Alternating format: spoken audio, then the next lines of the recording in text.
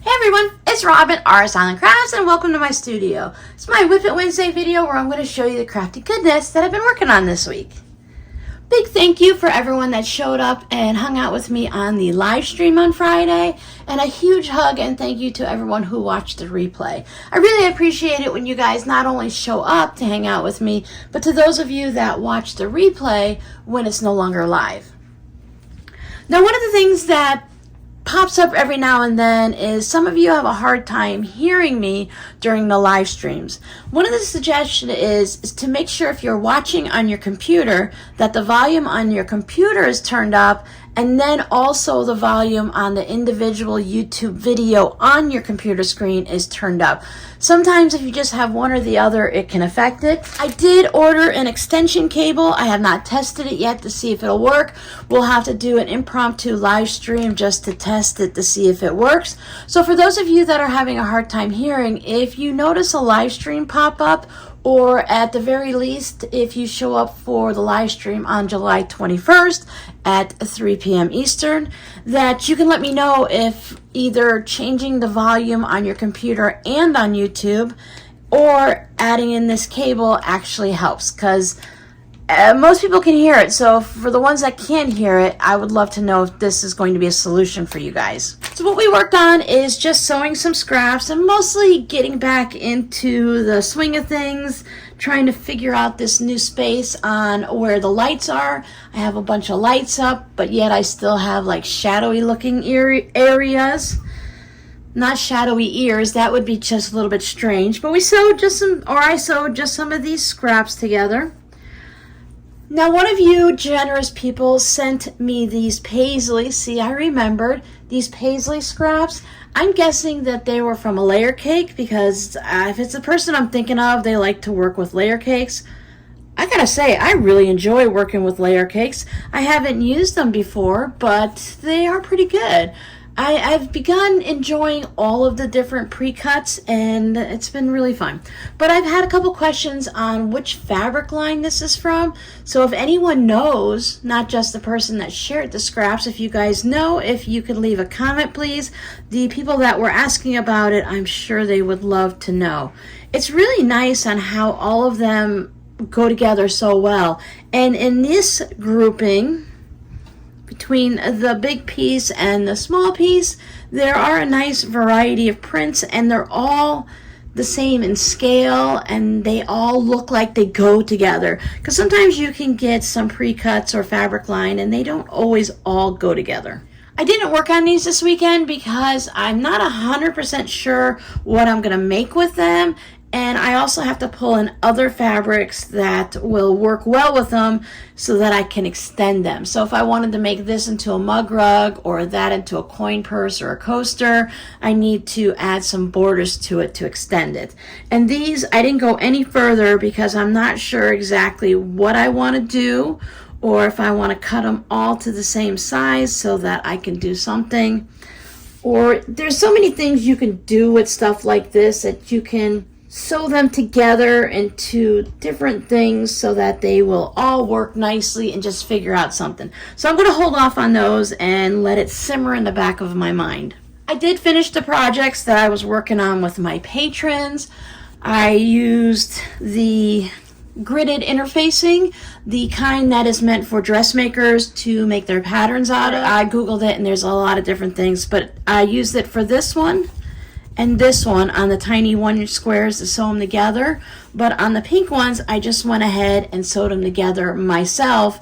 I peeled them off. They got a little bit distorted, so there are a couple little areas that aren't quite matching up perfectly. But for being a micro mini quilt here, or I think that's what they call them, I think the requirements is the piece has to be 5 inches or smaller. Don't quote me on it. I don't quite remember. I see them a lot on Instagram, and they always amaze me at how nicely and precisely they're done. Mine aren't precise, but I think they came out really nice. I added a fun fabric. I've spent today, which is Monday, out running errands and braving Walmart. So I hope to get these into the shop on either Tuesday or Wednesday.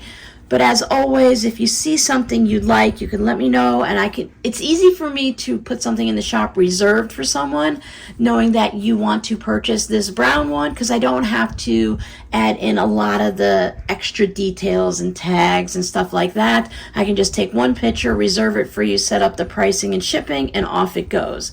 So I can always do that quickly. I love my cross hatching. You guys know I do that a lot now. So I did that on all 3 pieces. I used my new 4th of July Hobby Lobby fabric, and I finished off the red, white, and blue zigzag little mini quilt. I think this would be a nice size for a sewing machine mat. So I had the dark blue with the stars for the backing and for the binding. It's still binding. I didn't do the pull from the back to the front. I made the single fold binding at 1.5 inches width. But I put the Gnomies, the 4th of July patriotic Gnomies, all around for the borders and finished this off.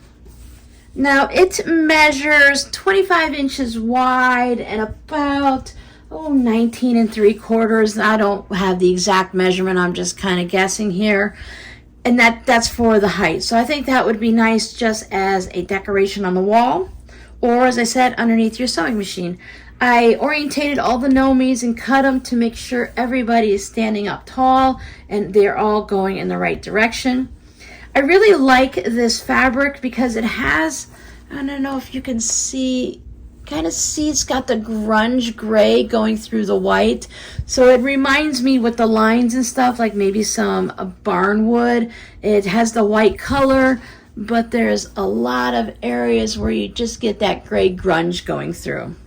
This guy is still my favorite. He's the red, white, and blue Bomb Pop Gnome.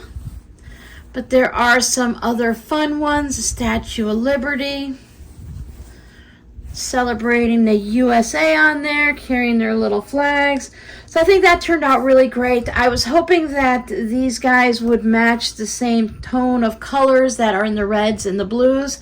And I think it works out really well. There's some of the lighter blues will go with this, and some of the darker blues will blend in with these, so it looks really nice. This is one of those projects that if I didn't sell things in my Etsy shop, that it would be, I'm going to keep this myself.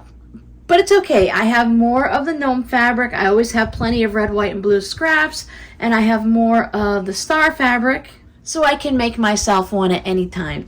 I think I would like one with flying geese versus the zigzag half square triangles. I think that would be really fun. Now when I was cutting the fabric, when I got either the sides or the top and bottom, I had to cut in a different direction. For one of them, I could cut straight across the fabric, and then for the other ones, I had to cut pieces out this way, which left me some leftover pieces because I purchased a yard, so I had some leftover bits. And instead of trying to find a place to put it, since I don't have all of my stash containers here for my different scraps, now I could put these in the red, white, and blue. I would actually put this scrap in the white fabric that has other colors with it. I have a bin that I have just white fabric, and then I have white as the background with other colors.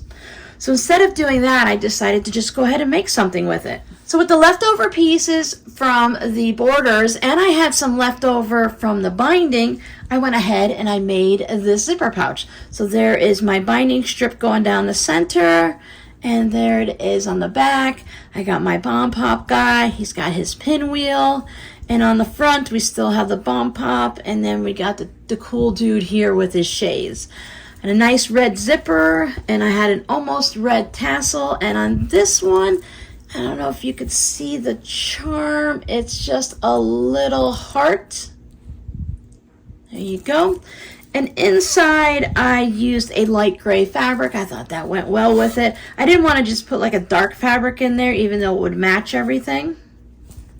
So he will be going in the shop in the next couple of days.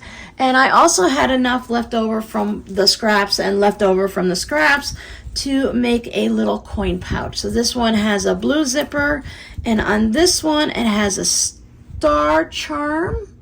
And on the star it says, "Just for you" on both sides. bomb pop waving the flag, and then on this side we have a little bit of everyone. So you got the USA, and you got the fun red, white, and blue socks and some stars. Nice blue zipper, blue tassel, and then the light gray for the lining. So that's how I spent my weekend, playing with my Gnomies. I always see all kinds of little memes, and like hanging with my homies, but hanging with my Gnomies. The gnomes are really popular, and they're popping up in all of the novelty holiday fabrics, which is really fun to see. So I started a little gnome collection. I'll have to dedicate a little shelf on my fabric shelf just for the different gnome fabrics, so I can create something for each of the holidays.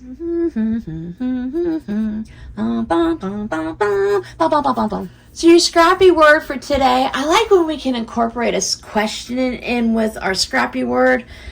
How do you feel about the gnomes? Are you a yes, I like to sew with the gnomes, or are you like, no, we've had enough, they're coming back around again, I didn't care for them the first time, I don't care for them this time?